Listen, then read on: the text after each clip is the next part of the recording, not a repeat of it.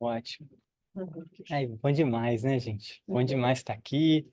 Já suei para chegar na bicicleta, literalmente. Mas que bom que deu tempo de acalmar um pouquinho, né? Já, o suor já até secou, já deu tempo de assentar. Mas para hoje, eu separei alguns textos e coloquei naquele link. O link tem minha foto do lado, mas não é porque eu sou egocêntrico, não, viu, gente? É porque o site que eu tenho é meu site de propaganda de mim mesmo, para ver se eu consigo um emprego. Então, aproveitei e criei uma página com os textos do estudo de hoje. Então, vocês me perdoem a fotinho lá no cantinho. A foto é minha, mas o estudo é sobre João e Jesus. Jesus e João. Foi eu mesmo que copiei. Aqui a foto, o Ah, tá aí. texto. Ótimo, Então Raquel. tem que ir para o share. Peraí, É, deixa eu ir aqui. Para todo mundo poder ler, eu coloquei o bom de colocar no. você tem que botar o share aqui. Ou então, quem quiser também acompanhar pelo. Tá lá no link, Tá no link, É. então cada um abre aí o. Porque eu acho que eu vou usar esses livros aqui. Não, vou usar em Tem algum aqui, pronto, momento, eu vou assim, usar ó. rapidinho. Mas. Isso. Ótimo. Perfeito. Aí o pessoal abre lá. Eu não vou usar o meu celular porque senão aparece notificação, distrai essas coisas, né? O Zap Zap fica ali a toda potência. Mas pelo Zoom, ótimo. Não sei se estão vendo. Acho que no Zoom não está compartilhado, mas por enquanto a gente vai. Pergunta se vocês estão vendo. Não está sendo compartilhado no Zoom, não, né, Mas gente? você consegue, né? Se você Acho que quiser. aqui tá. É só você ir no Zoom, no Teams, aí você vai no Share. Mas o host deixou agora? Deixou. Opa! Ah, o host é muito bom. O post é- Ótimo. Agora vocês estão vendo online também, não estão, gente? Ótimo. Isso aqui dá para fechar? É aqui? Fechou. Ótimo. Você pode deixar menorzinho também, se você quiser. Deixar aqui. Deixar desse lado aqui, ó, na frente da minha foto. Precisar ler ou olhar o Ah, e agora foi perfeito, perfeito. Esse texto aqui, gente, não fui eu que escolhi, não. Esse texto, na hora de preparar o estudo, eu abri o caminho Verdade e Vida. E aí caiu no capítulo 115, que chama Embaixadores do Cristo, e eu pensei, então vamos abrir com essa mensagem para motivar um pouco, né, o porquê da gente estar estudando o João e o porquê da gente estar relacionando ele com Jesus, o porquê da gente enfocar o relacionamento dele com o Mestre Jesus. Então, acho que eu vou ler por aqui mesmo, porque fica fácil de rolar a página, né? O capítulo 115 do Caminho, Verdade e Vida vai comentar o seguinte versículo: de sorte que somos embaixadores da parte do Cristo. Então, Paulo disse isso na segunda carta aos Coríntios, capítulo 5, versículo 20. Então, vou ler de novo. De sorte que somos embaixadores da parte do Cristo. Embaixadores. E o Emmanuel vai comentar assim: na catalogação dos valores sociais, todo homem de trabalho honesto é portador de determinada delegação. Se os políticos e administradores guardam responsabilidades do Estado, os operários recebem encargos naturais das oficinas a que emprestam seus esforços. Cada homem de bem é mensageiro do centro de realizações onde atende ao movimento da vida em atividade enobrecedora. Então, cada um de nós, dentro do campo social, dentro da civilização, é portador de uma mensagem, trabalha em algo e oferece algo ao mundo, à sociedade como um todo. É o que ele chama aqui de determinada delegação. Vou dar o meu próprio exemplo. Eu estou aqui estudando física, trabalho fazendo pesquisa em física, e o que eu ofereço à sociedade é o conhecimento acerca do material que eu estou ali estudando. Então, naturalmente, sou portador de uma mensagem, tem toda uma cultura que o meio científico constrói, que eu também normalmente carrego comigo, onde quer que eu vá, nos argumentos que eu trago na minha fala, na forma de eu me relacionar, né? Por exemplo, quando confrontado com a hipótese de que a Terra é plana, naturalmente eu vou rejeitar essa hipótese, porque tudo que eu faço depende do fato da Terra ter a forma que tem, né? Só trazendo um exemplo simples, né? Não ser plana. E cada um de nós está situado num contexto também, né? Cada um exerce um trabalho do qual é portador dessa mensagem, dessa delegação. E ele segue nos exemplos. As ruas estão cheias de emissários das repartições, das fábricas, dos institutos, dos órgãos de fiscalização, produção, amparo e ensino, cujos interesses conjugados operam a composição da harmonia social. É necessário, contudo, não esquecermos que os valores da vida eterna não permaneceriam no mundo sem representantes. Então, ele trouxe primeiro um exemplo da parte material, social, mas está dizendo que também as coisas espirituais, os valores da vida eterna, não permaneceriam no mundo se não fossem os seus representantes, né? Cristo possui embaixadores permanentes em seus discípulos sinceros. E aí é onde ele usa essa mesma palavra que o Paulo usou, né? Embaixadores. O que seria o embaixador, hein? É um representante. Representante, né? Uhum. Alguma coisa. Aí eu estava lembrando da mensagem que saiu do Evangelho, né? Aham. Se nós somos embaixadores do Cristo, não vamos salvar a pessoa, independente da vida que ela está levando. A gente vai ser caridoso. Sim. E dizem que Cristo diz, os meus discípulos serão conhecidos por muito amáveis. Uhum. Nossa, muito boa lembrança. É a caracterização do discípulo de Jesus, né? Pelos atos, né? Pelas ações. É, é a cultura cristã deve ser a do amor, né? O amor entre nós, o amor para com todos, né? Respeito, solidariedade, né? Muito bem, isso mesmo. O embaixador, normalmente a gente lembra do embaixador de um país, né? Que ele representa aquele país nas matérias do exterior. Então, tem um embaixador do Brasil aqui nos Estados Unidos, e assim os vários países têm seus diversos embaixadores.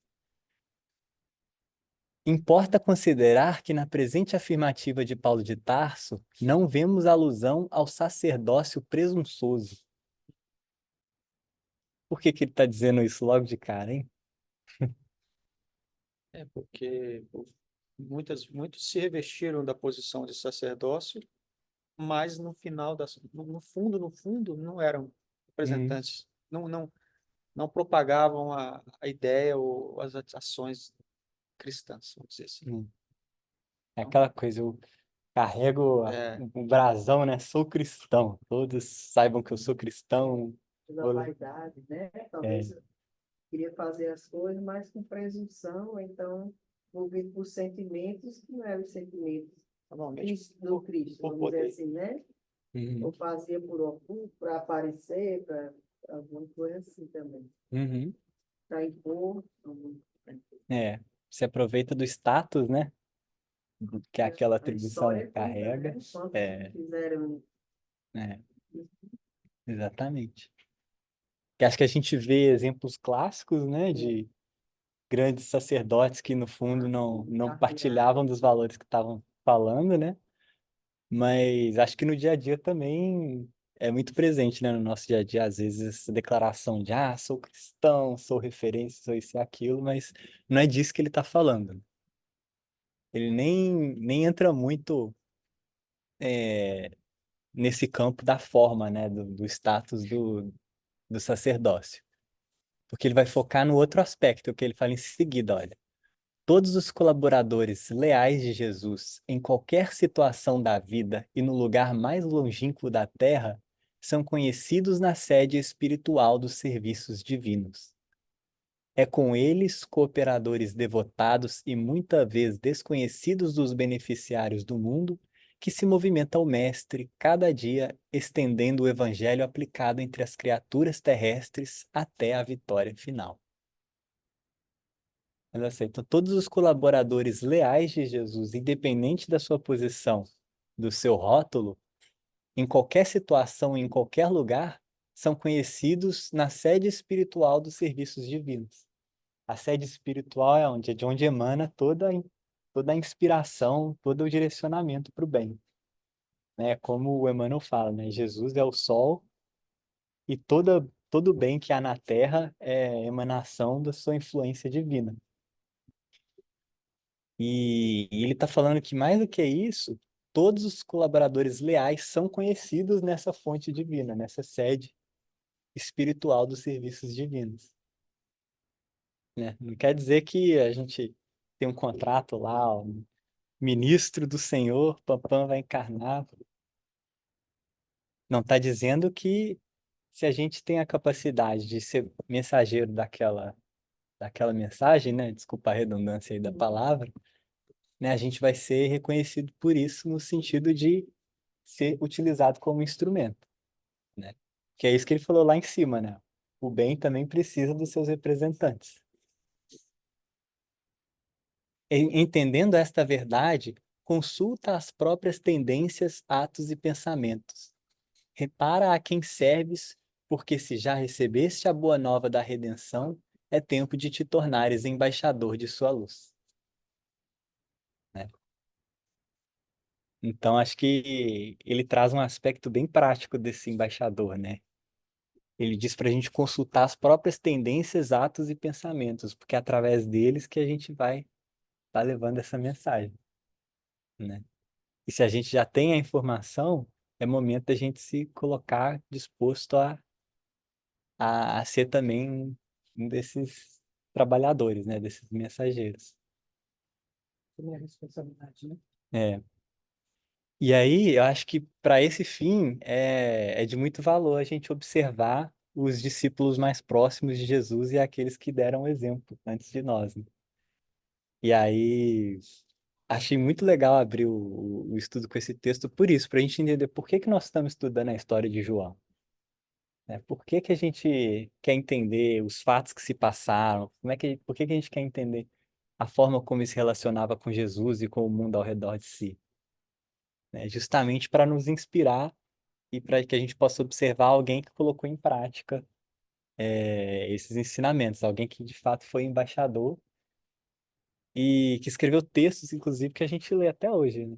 As, algumas das referências mais importantes que a gente tem sobre a passagem de Jesus aqui entre nós é justamente trazida por João, né, no seu Evangelho, que a gente vai ler um pouquinho hoje.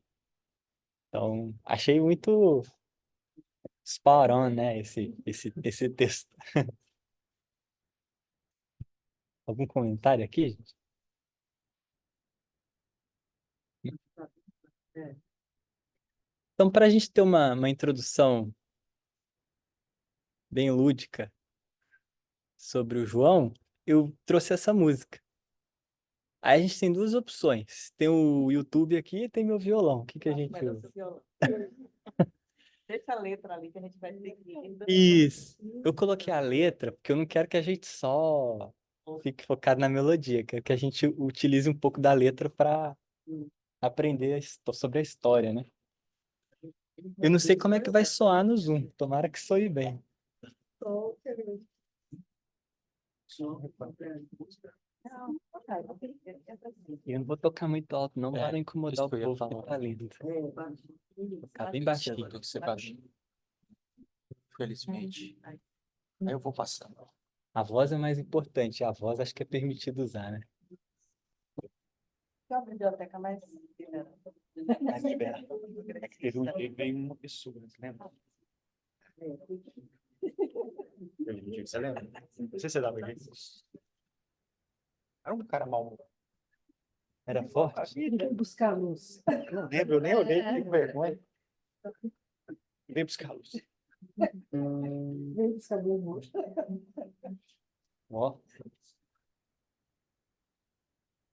Então vamos lá. A música fala assim.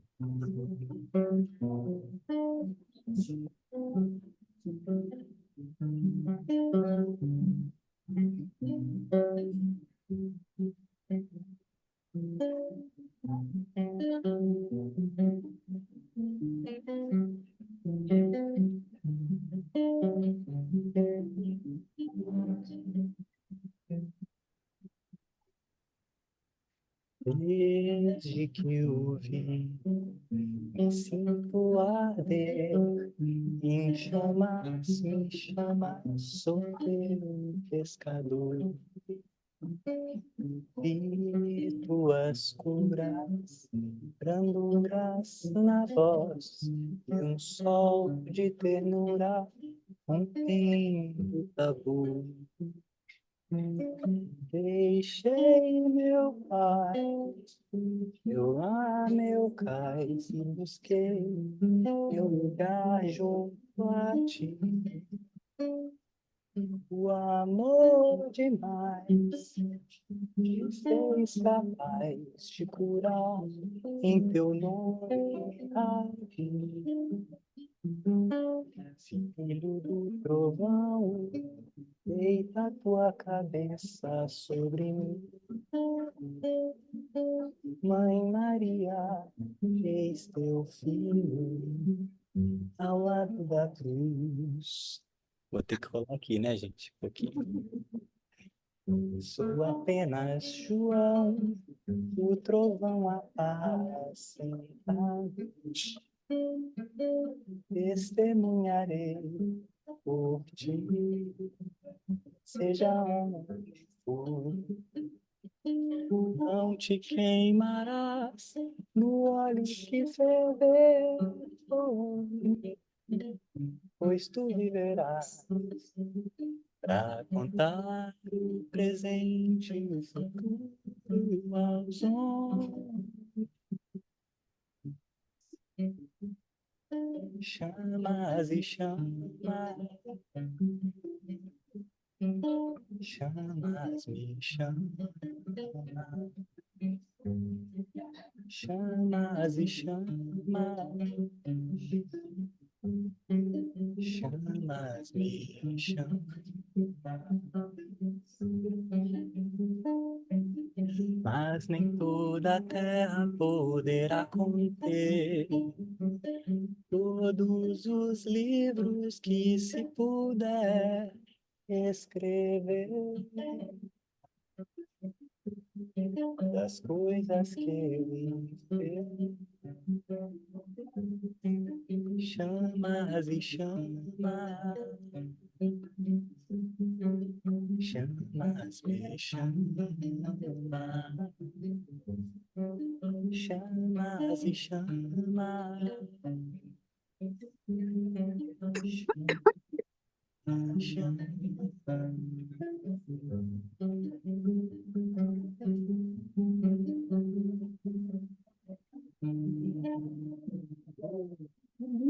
Preciso falar mais nada. Linda música, né? Linda música. Essa música é maravilhosa, amo muito. E está falando justamente sobre o João. Eis que foi um dos discípulos mais jovens de Jesus, né? Era um adolescente. Uhum. E foi também conhecido como o discípulo a quem Jesus muito amava. Ele mesmo refere-se a si mesmo, né, no seu evangelho, como aquele discípulo que Jesus amava. Como é que ele É. se Jesus amar, parecia que era outra pessoa que ele estava falando. É, está falando dele mesmo, né? Que dá para nós uma ideia, assim, desse relacionamento entre eles, né?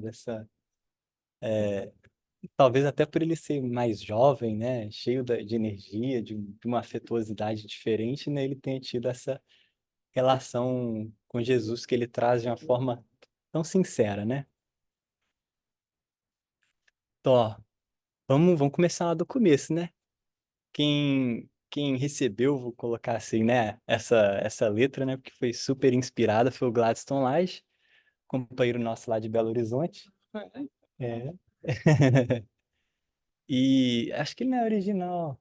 Eu não sei de onde ele é original, mas de onde ele nasceu, mas atua muito lá no Movimento Espírita de Belo Horizonte, né? Tinha um trabalho importante lá com os moradores de rua, num abrigo, né? E várias outras coisas.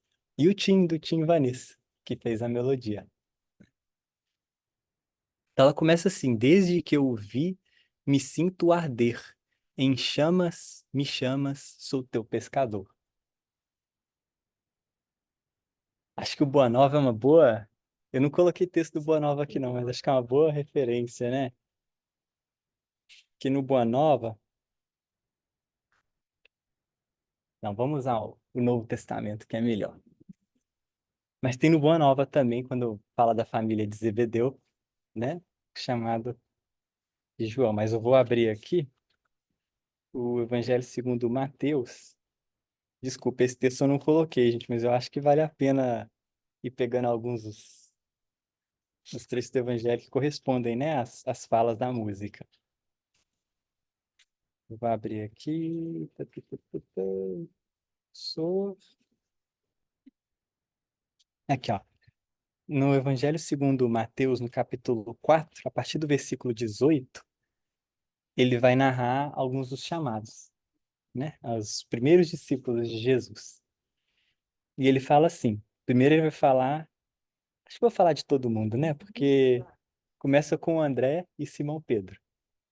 Ele diz assim: enquanto circulava junto ao mar da Galileia, viu dois irmãos, Simão, chamado Pedro, e André, seu irmão, lançando a rede circular no mar, pois eram pescadores. Então, Simão foi chamado Pedro por Jesus. Foi o apelido que, vou colocar assim, apelido, né? Foi o nome que Jesus deu a Pedro, porque ele seria a rocha, né? Que sobre ele seria construída a comunidade cristã, vamos colocar assim, né? Ou a igreja, na maioria das traduções fala a igreja, né? Então Jesus diz-lhes: vinde após mim e vos farei pescadores de homens. Tem uma música também sobre Pedro, né? Que é pescadores de homens. Eles, deixando imediatamente as redes, seguiram. Avançando dali, viu outros dois irmãos, Tiago, filho de Zebedeu, e João, seu irmão, no barco com Zebedeu, o pai deles, restaurando suas redes, e o chamou. Não, li tudo errado, mas... Então estava no barco Tiago, João e Zebedeu, que era o pai deles. E aí Jesus os vindo, ele os chamou. Eles, deixando imediatamente o barco e o pai, o seguiram. E aí vai falar que Jesus percorria toda a Galileia, ensinando nas sinagogas e continuando seu apostolado. Então acho que já dá para entender bem esse comecinho da letra, né? No livro Boa Nova, conta que eles ouviram a pregação de Jesus nos dias anteriores, porque eles acompanhavam João Batista, que também tinha vários seguidores na época, né? Acho que quando a gente começou a ler o Boa Nova, eu lembro da gente comentando, né? Esse momento. E, e aí eles já tinham visto Jesus. E aí, quando Jesus se aproxima e os chama para segui-lo, é um entusiasmo, né? Uma alegria que, como descreve aqui, imediatamente deixaram o barco e o pai e o seguiram. Isso quer dizer que a gente tem que largar a família e seguir, né, o profeta que a gente vê na rua? Não necessariamente, né? Que a família continua existindo. Mas acho que a ideia que passa para nós é de que ele não titubeou dentro de todo o seu contexto familiar, do contexto das situações que ele se envolvia. Assim que ele foi chamado, ele identificou que aquilo ali era a coisa mais importante do mundo e optou por seguir Jesus. Porque ele provavelmente seguia o que a letra descreve aqui, né? Sentia esse ardor, esse arder, né? Desde que eu vi, me sinto arder. Em chamas me chamas, sou teu pescador. E aí tem essa brincadeira com a chama do fogo e com a chama que é o chamado de Jesus, que também faz arder nele esse sentimento, né? Algum comentário aqui? Muito legal, né? Aí ele continua: vi tuas curas, branduras na voz, e um sol de ternuras rompendo o Tabor. Então tá citando três coisas aqui, né? As curas de Jesus, e a gente tem que lembrar que João era um dos discípulos mais próximos de Jesus, no sentido que em alguns momentos que Jesus só podia trazer alguns deles com ele, era Pedro, Tiago e João que iam, né? E era Pedro, Tiago e João que acompanharam Jesus nesse momento do sol de ternuras rompendo o Tabor, que é a transfiguração, É o momento da transfiguração do Cristo. Nesse momento, ele tem com ele Pedro, Tiago e João, em que Jesus se mostra no seu esplendor espiritual, né? E ao seu lado Moisés e Elias. E branduras na voz, né? A, os ensinamentos de Jesus, as palavras dele. E não só quando ele falava em parábolas para toda a multidão, mas nos momentos íntimos, né? Que Jesus explicava para os discípulos, e especialmente para os que estavam mais próximos, o sentido profundo daquilo que ele estava dizendo. No Boa Nova fica muito claro isso, né? Os discípulos toda hora vão lá e perguntam, mas mestre, explica melhor para a gente o que você quis dizer com isso. E aí Jesus explicava de uma forma mais abrangente, né? Porque eles tinham condição de receber aquele ensinamento naquele momento.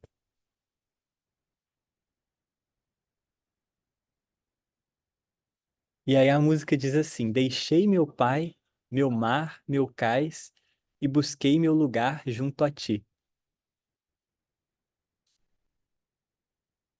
Que é o que a gente comentou, né?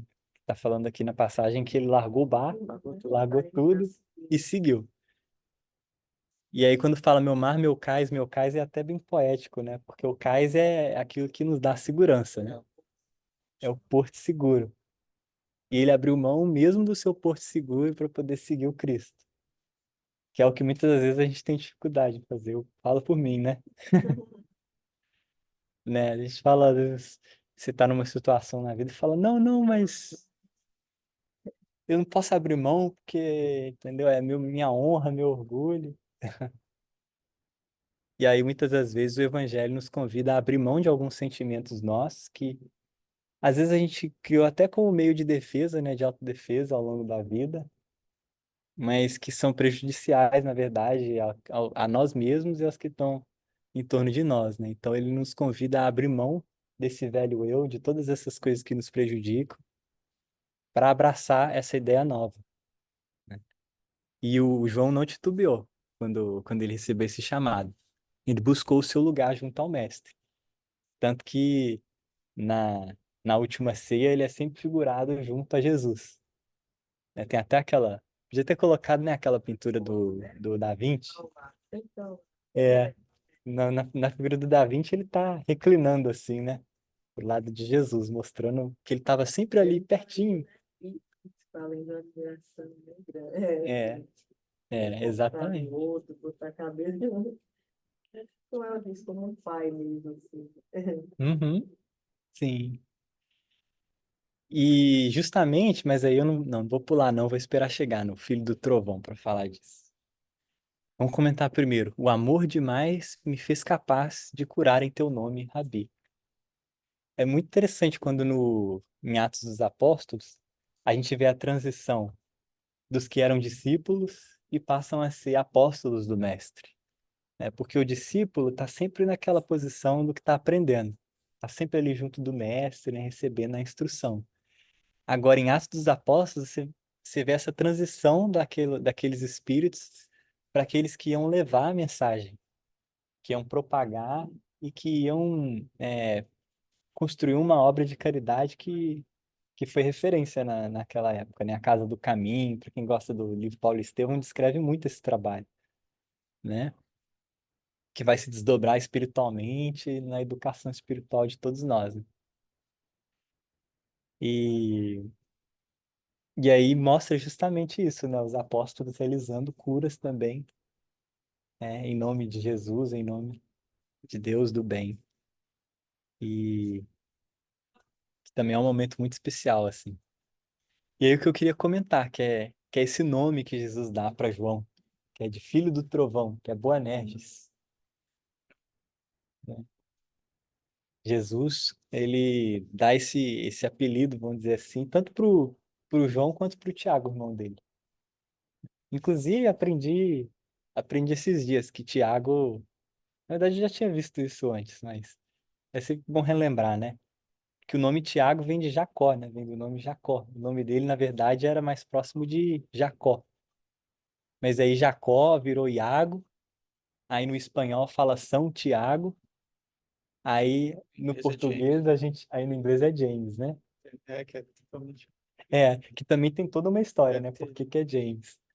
Mas aí o do Santiago, a pessoa que fala português tirou o São e ficou só o Tiago. Então o T de Santiago é de santo. E aí virou. Aí o Iago ganhou um T e virou Tiago. Por isso que a gente chama ele de Tiago no português. O James, você vai ter que contar pra nós, mãe. Da onde veio James? Por que James? É, mas é isso, então ele e o Tiago receberam esse nome de filho do trovão, que dá uma ideia de impetuoso, ou de com muita energia, né? Com bastante disposição. Mas ao mesmo tempo que ele é esse espírito cheio de energia, ele também tem a doçura, né? É o que a letra busca retratar quando fala assim: Filho do trovão, deita tua cabeça sobre mim, né? Que traz essa afetuosidade que ele tinha para com Jesus. Mãe Maria, eis teu filho ao lado da cruz. Esse também é um momento, acho que central, É. né, na existência de João, que é quando no momento da crucificação, Jesus dá a João, vamos dizer assim, como filho a Maria, né? Como assim, é, efetivando ali um laço que seria muito importante na existência dos dois e na missão que os dois iam desempenhar, né? Depois que o Cristo se fosse.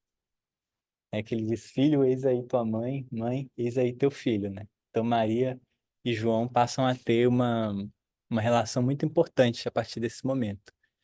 Que João vai cuidar dela pro resto da vida, né? Depois eles vão morar em Éfeso, ele vai acompanhar a mãe do Senhor e, inclusive, muito do seu trabalho foi desenvolvido depois já em Éfeso, né?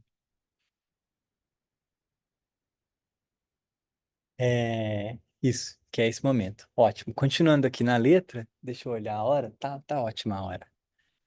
Sou apenas João, o trovão apacentado. Bacana, né? Jesus apacentou esse trovão. Testemunharei por ti, seja onde for. E aí, já engatilhando aqui no testemunho, ele lembra de um outro momento importante. Não te queimarás no óleo que ferver por mim, que é um momento que seria um momento de martírio de João, que ele é colocado num caldeirão com óleo fervente, mas ele sai dali Eu fiz são e salvo, dois, né? Foi o mas martírio de acho que João ele não que foi, entendeu? Ele não foi, teve morte violenta, morreu de isso. causas naturais, né? Mas aí Até eu não tentaram, mas não sabemos, né? conseguiram, né? Inclusive, já que você comentou isso, esse eu lembrei de incluir o texto aqui. Tá aqui no finalzinho do Evangelho segundo João. Não, não, não esse momento do óleo quente, não. Isso que você tá falando dele não morrer, né? É, assim, o Pedro foi crucificado, É, todos eles foram mortos, assim, cruelmente, né? sim. E ele foi o único que teve esse livramento, digamos assim, Uhum, né? Assim, exatamente. ele Foi que viveu causa mais de 100 anos, 140. Eu não sei Quantos quantos anos foram, mais mas de 130, né? eu não sei qual a idade, né? morreu bem velho, Morreu velho. porque Mas foi Jesus bem veio velho. buscá-lo. Então, tem um documentário no Netflix do João. Ah, é? Ah, Olha, legal. Eu vi um filme também em inglês que é Son of God. E Aham. aí mostra João contando a história de Jesus Ah, e no que legal. final aí Jesus vem buscar o amigo, né? Na hora de Uhum, termina tudo, ele contando o filme, até depois da morte. Aí mostra muitas passagens da Bíblia. sim. Eu achei bonito isso. No final, aí vem Jesus, e ele está sozinho, no meio de lugar nenhum, assim. E Uhum, eles vão embora juntos. sim. Não, legal, boa referência. Vou assistir Só depois. novidade, Que isso que você tá falando, ele traz no finalzinho do evangelho dele, né? Já que a gente levantou o assunto, vamos terminar de comentar, né? Que ele diz assim: Pedro, voltando-se, viu que o seguia aquele discípulo a quem Jesus amava, Uhum. que é João, e que na ceia se recostara também sobre o seu peito, e que dissera: Senhor, quem é que te há de trair? Então, essa pessoa é João. Vendo Pedro a este, disse a Jesus: Senhor, e deste, que será? Porque Jesus tinha acabado de falar para Pedro do que ele ia sofrer no futuro. Mas e João, né? E dele, o que será? E Jesus diz assim, que ficou uma coisa meio misteriosa, parece, entre os discípulos. Ele diz assim: Se eu quero que ele fique até que eu venha, que te importa a ti? Segue-me tu. It's not your business. Exatamente. Not your business. Se eu quero que ele fique até que eu venha, e o que é ficar até que eu venha? Os discípulos entenderam que era que ele não ia morrer. Voltaria, não? Mas até a vinda de Jesus ele não ia morrer. Aham. Então foi isso que os discípulos entenderam. Por isso que ele clarifica aqui no parágrafo seguinte, dizendo: Divulgou-se, pois, entre os irmãos este dito, que aquele discípulo não havia de morrer. Jesus, O filme mostra isso aí. aí ele esclarece: Jesus, porém, não lhe disse que não morreria, mas disse: Se eu quero que ele fique até que eu venha, que te importa a ti? Quando você vê, para o João esclarecer o evangelho dele, é porque o pessoal já estava achando que ele era imortal, né? Mas é justamente isso, ele acabou morrendo naturalmente no fim da vida, né? Sem morte violenta. E aí, só para aproveitar que a gente está nesse texto, ele conclui o evangelho dele dizendo o seguinte: Este é o discípulo que testifica destas coisas e as escreveu, e sabemos que o seu testemunho é verdadeiro. Há, porém, ainda muitas outras coisas que Jesus fez, e se cada uma das quais fosse escrita, cuido que nem ainda o mundo todo poderia conter os livros que se escrevessem. Amém. Né? Então, se fosse escrever tudo que Jesus fez entre nós, nem o mundo inteiro poderia conter todos os livros. Que é como termina a letra da música que a gente está estudando, né? Que é quando ele diz assim: Mas nem toda a terra poderá conter todos os livros que se puder escrever das coisas que ele fez. Acho bonito, né? Porque ele disse tanto, mas ainda assim não é quase nada, né, do que se passou. Tanto que precisou depois ainda trazer livros como Boa Nova, Jesus no Lar, que materializaram informações que estão no mundo espiritual do Evangelho, que a gente acha que o Evangelho é um livro, né? Mas o Evangelho ele vive em muitos espíritos, né? Ele é algo vivo, ele não são só as páginas registradas. Então, quando o Boa Nova, por exemplo, traz esses fatos, está trazendo informações que são o Evangelho, mas que estão na tradição do mundo espiritual, e agora a gente tem acesso, né? E aí, concluindo o parágrafozinho que a gente estava comentando antes, não te queimarás no óleo que ferver por mim, pois tu viverás para contar o presente e futuro aos homens. Olha que interessante, o presente e o futuro. Por que o presente e o futuro? O que ele escreveu? Exatamente. Ele escreve o Apocalipse. Na ilha de Patmos. É. É. Que ele foi também evolucionário, porque tem outros livros que falam que ele é o Kardec, né, e o próprio Chico. Então, Tem várias então, hipóteses. ninguém fala mais do mundo espiritual do que o próprio Chico, eu acho. O Pedro é uma das pessoas que tem mais atribuição de quem que ele reencarnou, né? Como. Mas hoje eu trouxe só a parte do João mesmo. Mas, enfim, exatamente, ele conta o presente, que são os fatos que se desenrolaram, né, ao longo da vida de Jesus e após, mas também fala do futuro, futuro bem futuro, que é o Apocalipse, que ele escreve quando está na ilha de Patmos. E eu trouxe também um trechinho, mas nós estamos quase no tempo, né? É 10 minutos? Mais 15. Mais 15, tá?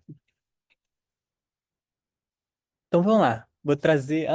Não, seria como ele escrevia, essa foto. Pois é, eu trouxe aqui então mais duas referências de escritos do João.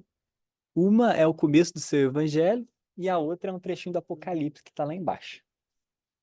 Isso daqui é um dos papiros mais famosos que tem, se eu não me engano é o 75. Esses papiros eles são numerados.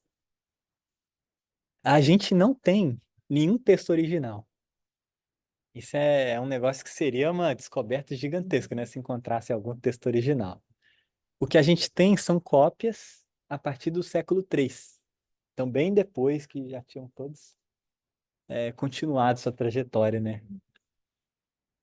Então, esse aqui, se eu não me engano, é um papiro do século III, onde mostra o finalzinho do Evangelho segundo Lucas, e aí o comecinho do Evangelho segundo João. Tá aqui um título, né? Essa coisinha que vocês estão vendo aqui no meio é o título. E aqui tá o texto. Eu usei o filtro do celular para dar uma aumentada no contraste, sabe? É assim como é que dá zoom. Ó, vou tentar dar zoom aqui. É,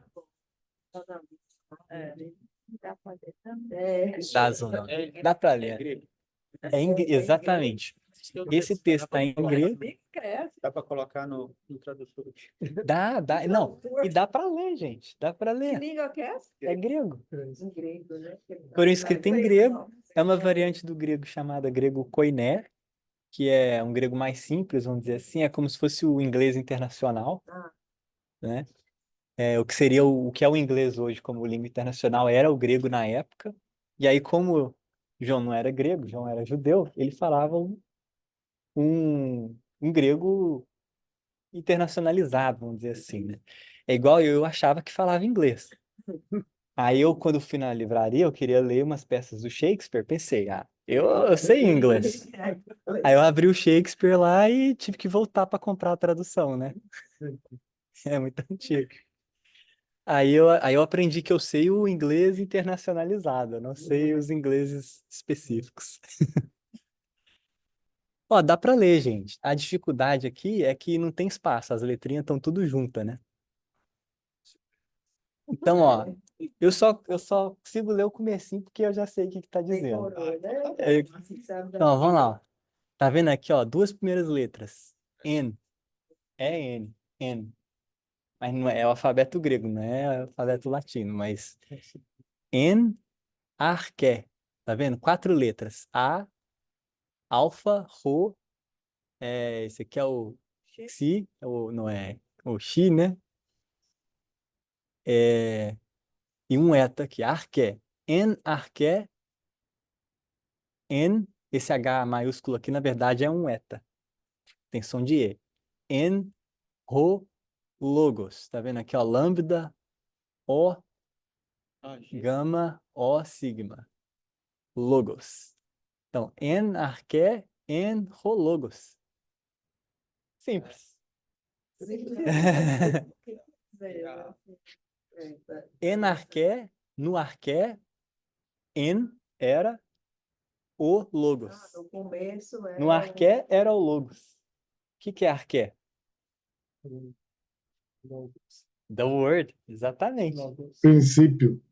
O princípio, né? Arqué é um, como é que chama essas coisas? Particípio, que está presente em várias palavras. Prefixo, sufixo, essas coisas, né? E normalmente é um prefixo, né? Quais são as palavras que tem arqué? Arquétipo, arqui-inimigo. Não, essa não pode não, arcanjo é melhor, né? Arqueologia, arcanjo. Qual que é o sentido de arcanjo? É o anjo principal, né? É o mais importante. E qual que é o sentido de arqueologia? É o estudo do antigo, né? Do velho, vamos dizer assim. Então você vê que é uma palavra multidimensional, né? Quer dizer, o princípio das coisas, o princípio temporal, né? Que acho que o Ivo trouxe aqui, né, Ivo? No princípio, né? O princípio das coisas também quer dizer o mais importante, né? Também quer dizer o fundamental, o mais fundamental, né? É uma palavra que está ali incorporando muitos conceitos ao mesmo tempo. Então, nesse princípio, era o logos. E aí, de onde que a gente vê esse prefixo, sufixo logos? É muito comum. Biologia, por exemplo. Logos. Oi? O logos, você disse, né? Desculpa. Né? O conhecimento. E no grego, no original, também tem o sentido da palavra, né? A palavra, a razão, o raciocínio, um discurso. É uma palavra multidimensional também. Por isso que eu gosto muito da tradução, no princípio era o verbo. Porque o verbo te dá a ideia da palavra, mas também te dá a ideia da ação, né? Desse fundamento, dessa coisa que move. Então, ó, pra você ver o nível de profundidade que o João encontrou, né? No começo do evangelho dele. Se a gente pega o evangelho, como é que o Mateus começa o evangelho dele? Vocês já viram? É a da família, até É chegar a em família, Jesus. é a genealogia. Ele começa. Livro da genealogia de Jesus Cristo, filho de Davi e filho de Abraão. Aí ele começa a linha. Abraão gerou Isaac, Isaac gerou Jacó, Jacó gerou Judá, e vai até chegar em Jesus. Por que que ele faz isso? Ele quer mostrar que existe todo um plano divino, que começou lá em Abraão e culminou com a vinda do Cristo, de Jesus. Ele quer mostrar que Jesus está localizado nesse plano divino. Porque para os judeus isso aqui é tudo, né? É. São os patriarcas, entendeu? Veio desde lá de Abraão até chegar na figura que vai completar esse ciclo, que é o Cristo. Então também é de uma profundidade grande o que o Mateus está buscando fazer aqui, né? É assim que o Mateus começa. Como é que o Marcos começa? Cadê o Marcos? Está aqui, ó. Marcos começa com as profecias. Ele fala, princípio do Evangelho de Jesus Cristo, Filho de Deus, conforme está escrito no profeta Isaías. Eis que envio o meu anjo perante tua face. E aí ele vai falar das profecias de João Batista, vai falar de João Batista e depois vai falar de Jesus. Então ele vai trazer uma coisa que também era muito importante, né? Que é a profecia da vinda do Cristo, né? Isaías já estava falando disso. Como é que o Lucas começa? O Lucas é ótimo também, né? Porque o Lucas escreveu o Evangelho com base nas memórias de Maria, a mãe de Jesus. Então ele é o evangelista que vai narrar a infância do Cristo. Essa ideia foi do Paulo, Paulo não conseguiu cumprir em vida, passou o legado a Lucas, que é uma ideia maravilhosa, né? Você quer escrever a vida do Cristo, pergunta à mãe dele, né? E aí é onde a gente vai encontrar a riqueza de detalhes da infância de Jesus. E aí o João muito provavelmente veio a escrever o Evangelho já no final da sua vida, depois de ter meditado muito sobre tudo que ele viveu. Ele busca a referência primeira dos livros sagrados, que é o momento da criação, é Gênesis. Né? No livro de Gênesis, no Antigo Testamento, fala, no princípio criou Deus os céus e a terra, tarará, tarará, e aí vai contando a criação das coisas. Ele busca o mesmo princípio, mas ele vai identificar, ao invés da criação do mundo, ele vai identificar nesse princípio a existência e a presença do verbo. E aí ele vai desenvolver o que que é esse verbo, né? Aí a gente não vai precisar ficar traduzindo isso aqui não, tá, gente? Eu botei a tradução aqui embaixo. Bem, Eu coloquei aqui transliterado e depois coloquei a tradução para o português. No princípio era o verbo e o verbo estava com Deus. Aqui, ó. Cai e no grego é o i. Ele sempre, como não tem vírgula, ponto nem nada, ele sempre começa uma frase falando assim: e tananã, tananã, e tananã, tananã, é o Kai. Por isso que no Evangelho a gente sempre vê essa estrutura, né? E vendo isso, Jesus, tananã. E tem um monte de i no Evangelho, né? No inglês é o end, né?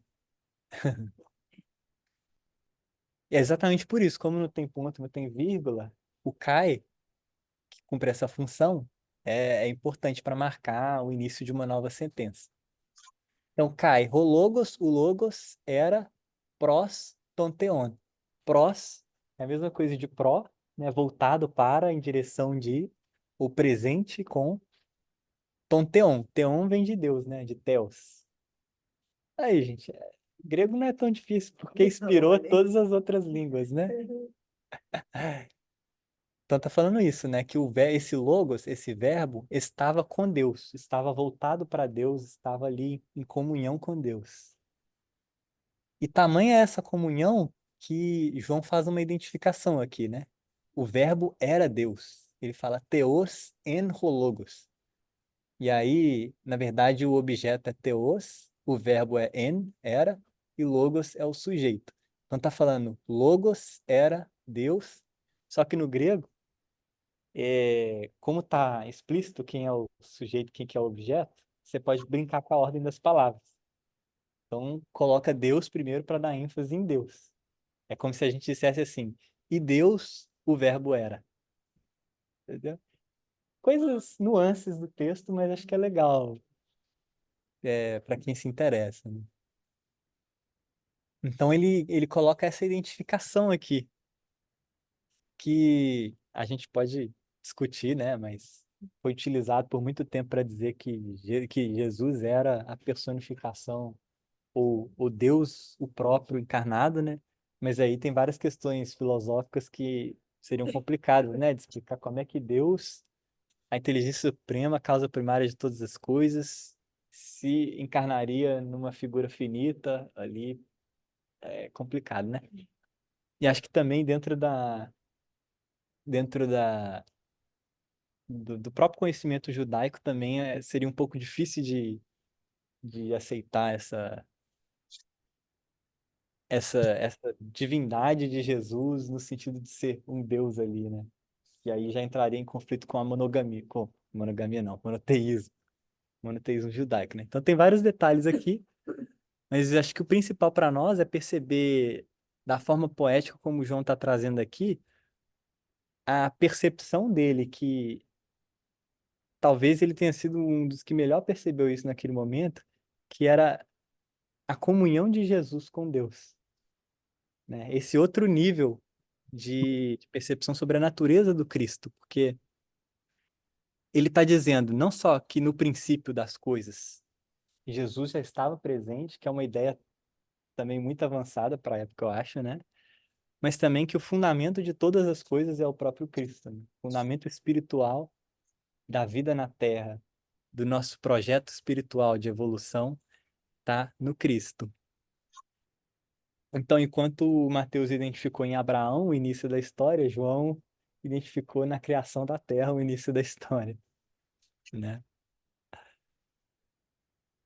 E ele vai ampliar esse conceito, né? Ele estava no princípio com Deus, todas as coisas foram feitas por ele, sem ele, nada do que foi feito se fez. Está falando de um processo de cocriação, né?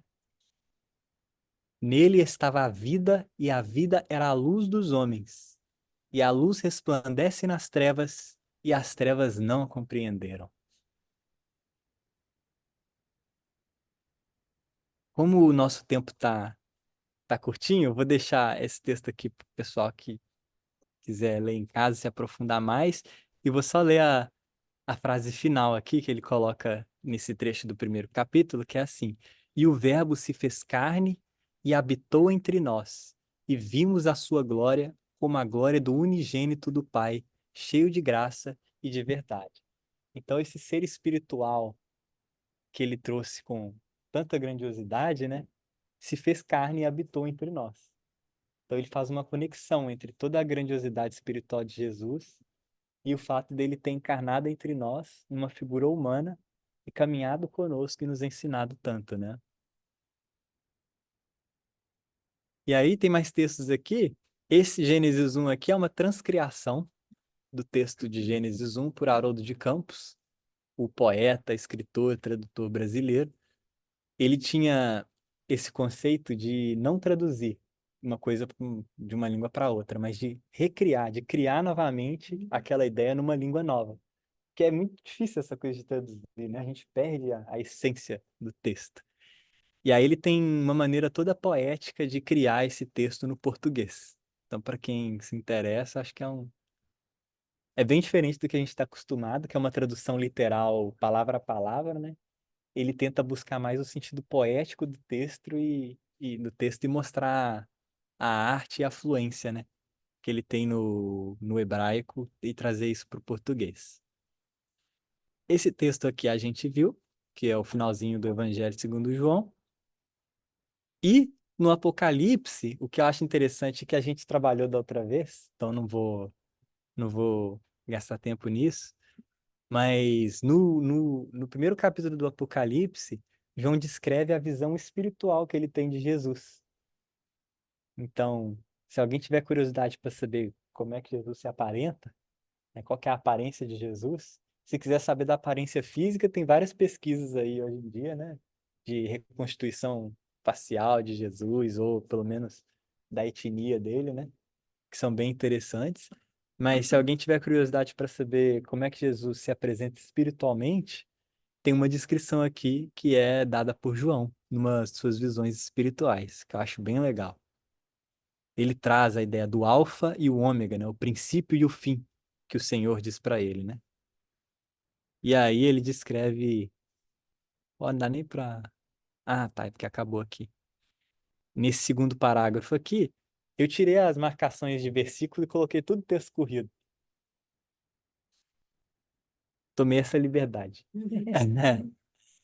E aí ele vai descrever aqui, né, como ele vê Jesus. Vi 7 castiçais de ouro, e no meio dos 7 castiçais um semelhante ao Filho do Homem, vestido até aos pés de uma roupa comprida, cingido pelos peitos com um cinto de ouro.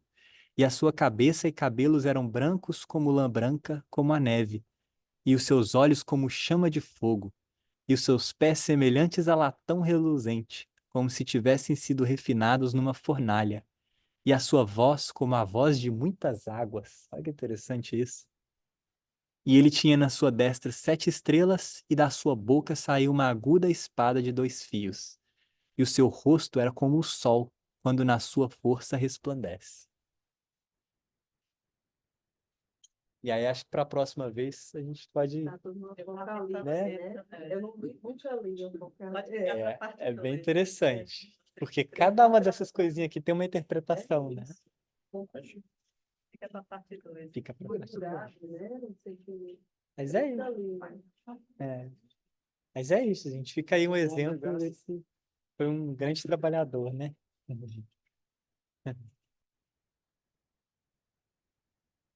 Qualquer. Assim.